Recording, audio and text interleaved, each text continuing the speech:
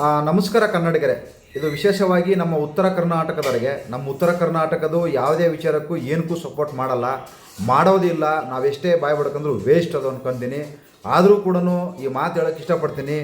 ನಮ್ಮ ಉತ್ತರ ಕರ್ನಾಟಕ ಅಭಿವೃದ್ಧಿ ಆಗಬೇಕಪ್ಪ ಅಂದರೆ ಒಳ್ಳೊಳ್ಳೆ ಆಸ್ಪತ್ರೆಗಳು, ಒಳ್ಳೊಳ್ಳೆ ರಸ್ತೆಗಳು, ಒಳ್ಳೊಳ್ಳೆ ಬಸ್ ನಿಲ್ದಾಣಗಳು ಇನ್ನು ಆಗಬೇಕಪ್ಪ ಅಂದರೆ ನಾವು ಒಳ್ಳೊಳ್ಳೆ ರಾಜಕಾರಣಿಗಳನ್ನ ಆಯ್ಕೆ ಮಾಡ್ಕೊತೀವಿ. ಆದರೆ ಅವ್ರು ಕೆಲಸ ಮಾಡಲ್ಲ. ಅವ್ರು ಇಂಪ್ರೂವ್ಮೆಂಟ್ ಆಗ್ತಾರೆ, ಅವ್ರು ದೊಡ್ಡ ದೊಡ್ಡ ಮನೆಗಳು ಕಟ್ತಾರೆ, ಅವರು ದೊಡ್ಡ ದೊಡ್ಡ ಫ್ಯಾಕ್ಟ್ರಿಗಳು ಕಟ್ತಾರೆ, ಅವ್ರವ್ರ ಸ್ಕೂಲ್ಗಳು, ಅವ್ರವ್ರ ಕಾಲೇಜುಗಳು ಕಟ್ಕೊತಾರೆ. ಆದರೆ ಸರ್ಕಾರಿ ಕಾಲೇಜುಗಳು, ಸರ್ಕಾರಿ ಆಸ್ಪತ್ರೆಗಳು ಯಾವಾಗ ಇವೆಲ್ಲ ಉದ್ಧಾರ ಆಗೋದು? ಯಾವಾಗ ನಾವೆಲ್ಲ ನಮ್ಮೂರಲ್ಲೇ ನಾವು ಕೆಲಸ ಮಾಡೋದು? ಇವತ್ತೆಲ್ಲ ಕೆಲಸಕ್ಕೂ ಕೆಲವರು ಉತ್ತರ ಕರ್ನಾಟಕದವರು ನಾವು ಬಾಂಬೆಗೆ ಹೋಗಬೇಕು, ಇಲ್ಲ ಪೂನಾಗೆ ಹೋಗಬೇಕು, ಈ ಕಡೆ ಅರ್ಧ ಬೆಂಗಳೂರಿಗೆ ಬರಬೇಕು. ಯಾವುದು ಕೆಲಸ ಇಲ್ಲ ಉತ್ತರ ಕರ್ನಾಟಕದಲ್ಲಿ, ಯಾವುದು ಕೆಲಸ ಇಲ್ಲ. ಮಳೆ ಬರಲಿಲ್ಲ ಅಂದರೆ ಉತ್ತರ ಕರ್ನಾಟಕದಲ್ಲಿ ಏನೂ ಇಲ್ಲ. ದಯವಿಟ್ಟು ಉತ್ತರ ಕರ್ನಾಟಕದವ್ರು ಹಿಂಗೆ ಇದ್ದರೆ ಸೆಗಣಿ ತಿನ್ನಬೇಕಾಗತ್ತೆ. ನೀವೆಲ್ಲ ಬದಲಾವಣೆಯಾಗಿ ನಮ್ಮ ಉಮೇಶ್ ಕತ್ತಿ ಅವರು ಏನು ಹೇಳಿದರು, ನಮಗೆ ಉತ್ತರ ಕರ್ನಾಟಕ ಬೇರೆ ಆಗಿಬಿಡ್ಬೇಕು, ನಮ್ಮ ಉತ್ತರ ಕರ್ನಾಟಕ ಸಪ್ರೇಟ್ ಆಗಿಬಿಡ್ಬೇಕು ಅಂತ ಹೇಳಿದ್ರು. ಈಗಲೂ ಅದೇ ಮಾತು ನಾನು ಹೇಳ್ತಾ ಇದ್ದೇನೆ. ಉತ್ತರ ಕರ್ನಾಟಕ ಈ ಸುಮಾರು ಸತಿ ನಮ್ಮ ಉತ್ತರ ಕರ್ನಾಟಕದ ಬಗ್ಗೆ ಎಷ್ಟೋ ಸತಿ ವಿಡಿಯೋಗಳು ಮಾಡಿದ್ದೀವಿ. ಆದರೆ ಏನೇನಕ್ಕೂ ಪ್ರೇಜ್ ಇಲ್ಲ. ಒಬ್ಬನೂ ಸಪೋರ್ಟ್ ಮಾಡಲ್ಲ ಉತ್ತರ ಕರ್ನಾಟಕದಲ್ಲಿ. ನಮಗೆ ಸಪೋರ್ಟ್ ಮಾಡ್ತಾ ಇರೋದು ಅದ್ಭುತ ಮಂಡ್ಯ ಜಿಲ್ಲೆಯವರು, ಕೋಲಾರ ಜಿಲ್ಲೆಯವರು, ಈ ಕಡೆ ಮಂಡ್ಯ ಜಿಲ್ಲೆಯವರು, ತುಮಕೂರು ಜಿಲ್ಲೆಯವರು, ಹಾಸನ ಜಿಲ್ಲೆಯವರು, ಬೆಂಗಳೂರು ಸುತ್ತಮುತ್ತ ಎಷ್ಟು ಅದ್ಭುತವಾಗಿ ಸಪೋರ್ಟ್ ಮಾಡ್ತಾರೆ. ನಿಜವಾಗ್ಲೂ ನಿಮಗೆಲ್ಲ ಕೋಟಿ ಕೋಟಿ ಧನ್ಯವಾದಗಳು, ನಮಸ್ಕಾರಗಳು. ಯಾಕಂದರೆ ನಮ್ಮ ಏನಕ್ಕೂ ಸಪೋರ್ಟ್ ಮಾಡಲ್ಲ, ಏನೇನಕ್ಕೂ ಯಾವೂ ಸಪೋರ್ಟ್ ಮಾಡ್ತಾ ಇಲ್ಲ. ರಾಜಕಾರಣಿಗಳು ಇಲ್ಲ, ರಾಜಕಾರಣಿಗಳು ಅಂತೂ ಒಂಥರ ಎಮ್ಮೆಗಳು ಇದ್ದಂಗೆ, ದಂಡಪಿಂಡೆಗಳು ಇದ್ದಂಗೆ, ಏನೂ ಕೆಲಸ ಮಾಡಲ್ಲ. ಅವರಿಂದ ಒಂದು 4 ಜನ ಕೊಟ್ಟರೆ ಜೈ ಜೈ ಅಂದ್ಕೊಂಡು ಹೋದ್ರೆ ಅಷ್ಟು ಸಾಕು ಅವ್ರಿಗೆ. ಅಷ್ಟೇ ಅವ್ರನ್ನ ಹೊಗಳಬೇಕು, ಅವ್ರನ್ನ ಹೊಗಳಿ ಉಪ್ರಿಕ್ಕೆಲ್ಲ ಕುಂದಿಸ್ಕೋಬೇಕು. ಆವಾಗ ಅವರಿಗೆ ತುಂಬ ಚೆನ್ನಾಗಿರುತ್ತವೆ ಅಷ್ಟೇ. ದಯವಿಟ್ಟು ನಮ್ಮ ಉತ್ತರ ಕರ್ನಾಟಕ ಏನಿದೆಯಲ್ಲ, ಅಖಂಡ ಕರ್ನಾಟಕ ಅಂತ ಭಾಷಣ ಮಾಡ್ತಾರೆ, ಅಖಂಡ ಕರ್ನಾಟಕ ಅಂತ ಭಾಷಣ ಮಾಡ್ತಾರೆ ಅಷ್ಟೇ. ಎಲ್ಲ ಜಿಲ್ಲೆಗಳಿಗೆ ಎಲ್ಲಿ ಇವರು ಅನುದಾನ ಕೊಡ್ತಾ ಇದ್ದಾರೆ, ಎಲ್ಲಿ ಅಭಿವೃದ್ಧಿ ಮಾಡ್ತಾ ಇದ್ದಾರೆ? ರಾಜಕಾರಣಿಗಳು ನೀವು ಉತ್ತರ ಕನ್ನಡದಲ್ಲಿ ಗೆಣಸ್ಕೆತ್ತಕ್ಕೆ ಗೆಲ್ತಾ ಇದ್ದೀರಾ? ಕತೆ ಮೇಸಕ್ಕೆ ಗೆಲ್ತಾ ಇದ್ದೀರಾ? ಬೆಂಗಳೂರಲ್ಲಿ ಬಂದು ಮನೆಗಳು ಕಟ್ಕೊಂಡು ಇಲ್ಲಿ ಊಟ ಮಾಡಿ ಬಂದು ಮಲ್ಕೊಳಕ್ಕೆ ಗೆಲ್ತಾ ಇದ್ದೀರಾ?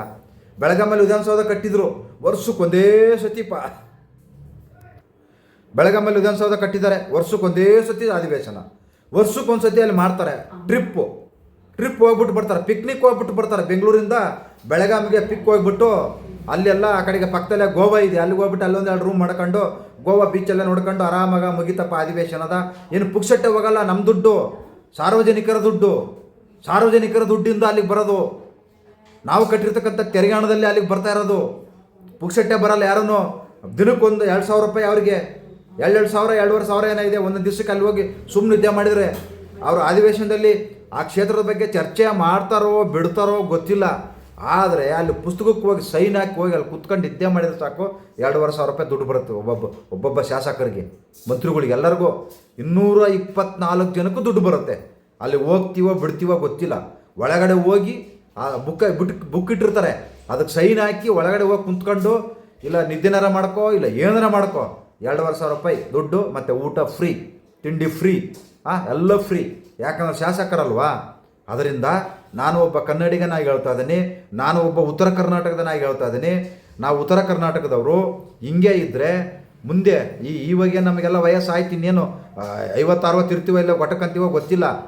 ಆದರೆ ಮುಂದೆ ಬರೋ ಮಕ್ಕಳು ಮೊಮ್ಮಕ್ಕಳು ಅವರೆಲ್ಲ ಅಲ್ಲೆಲ್ಲೇ ಕೆಲಸ ಮಾಡಬೇಕು, ಅಲ್ಲೆಲ್ಲ ಇರಬೇಕಪ್ಪ ಅಂದರೆ ಈಗಲಿಂದನೇ ಎಚ್ಚರಿಕೆ ವಹಿಸ್ಕೋಬೇಕು. ನೋಡಿ, ಯಾರೇ ಮುಖ್ಯಮಂತ್ರಿ ಬಂದ್ರು ಎಲ್ಲ ಬೆಂಗಳೂರೇ. ಪಾಪ ಬೆಂಗಳೂರು ಸುತ್ತಮುತ್ತ ಇರೋ ರೈತರು ಎಲ್ಲಿಗೂ ಹೋಗ್ಬೇಕು? ಏನು ವಿಧಾನಸೌಧದಲ್ಲಿ ಎದುರುಗಡೆ ಹೈಕೋರ್ಟ್ ಕಬ್ಬನ್ ಪಾರ್ಕ್ ಇದೆ, ಅಲ್ಲಿ ದನ ಕಟ್ಕೊಂಬಂದು ಅಲ್ಲಿ ವಾಸ ಮಾಡೋಕ್ಕಾಗತ್ತಾ?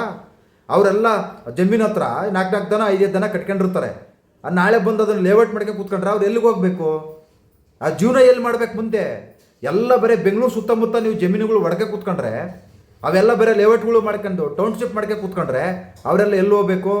ಯಾಕೆ ಉತ್ತರ ಕರ್ನಾಟಕದಲ್ಲಿ ಯಾವುದು ಟೌನ್ಶಿಪ್ ಆಗಲ್ವಾ? ಯಾಕೆ ಉತ್ತರ ಕರ್ನಾಟಕದಲ್ಲಿ ಅಲ್ಲೇನು ಹೊಟ್ಟೆಗೆ ಅನ್ನ ಸಿಗಲ್ವಾ? ಇಲ್ಲಿ ಮಾತ್ರ ಅನ್ನ ಸಿಗೋದು? ಅಲ್ಲಿ ಯಾವ ಜಿಲ್ಲೆನೂ ಇಲ್ವಂಗಾರೆ? ಬರೀ ಬೆಂಗಳೂರು ಜಿಲ್ಲೆ ಒಂದೇನಿರೋದು? ಯಾಕೆ ಕರ್ನಾಟಕದಲ್ಲಿ 30 ಜಿಲ್ಲೆ ಇರೋದು ವೇಸ್ಟಾ?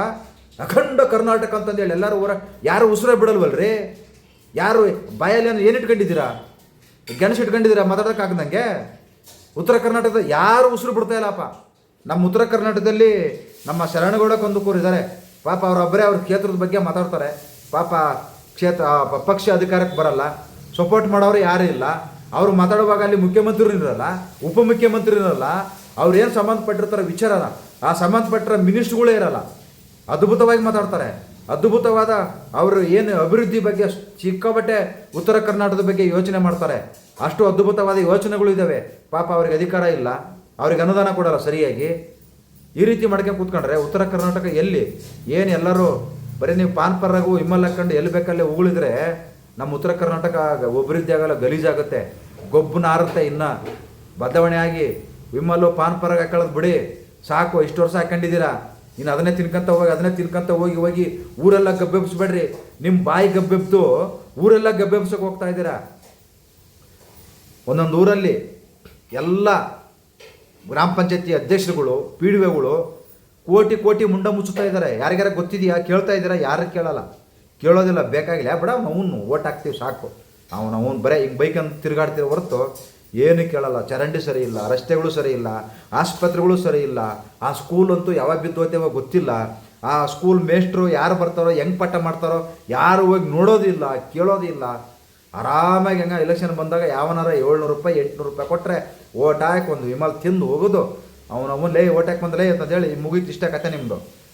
ಬದಲಾವಣೆ ಆಗಿದೆ ಸಾಕು. ಇಷ್ಟು ವರ್ಷ ಇದ್ದಿರೋದು ಉತ್ತರ ಕರ್ನಾಟಕ ಏನೇನಿಲ್ಲ. ಉತ್ತರ ಕರ್ನಾಟಕದಲ್ಲಿ ಎಲ್ಲದಕ್ಕೂ ಅರ್ಧ ಜನ ಪೂನಾ ಬಾಂಬೆಗೆ ಹೋಗ್ಬೇಕು ಕೆಲಸ ಮಾಡೋಕ್ಕೆ, ಇನ್ನು ಅರ್ಧ ಜನ ಸ್ವಲ್ಪ ಜನ ಹೈದ್ರಾಬಾದ್ಗೆ ಹೋಗ್ಬೇಕು, ಇನ್ನು ಅರ್ಧ ಜನ ಈ ಕಡೆ ಬೆಂಗಳೂರು ಈ ಕಡೆಗೆ ಬರಬೇಕು. ಎಲ್ಲಿದೆ ಕೆಲಸ? ಉತ್ತರ ಕರ್ನಾಟಕದಲ್ಲಿ ಎಲ್ಲಿ ಮಾಡ್ತಾ ಇದ್ದೀರಿ? ನಾವೆಲ್ಲ ಇಲ್ಲಿ ಬಂದು ಸಾಯಬೇಕು. ನಮಸ್ಕಾರ ಕಣ್ರಪ್ಪ. ಯಾವಾಗ ಬುದ್ಧಿ ಬರುತ್ತೋ ಗೊತ್ತಿಲ್ಲ, ಹೇಳ್ಬೇಕು, ಹೇಳಿದ್ದೀವಿ ಅಷ್ಟೇ.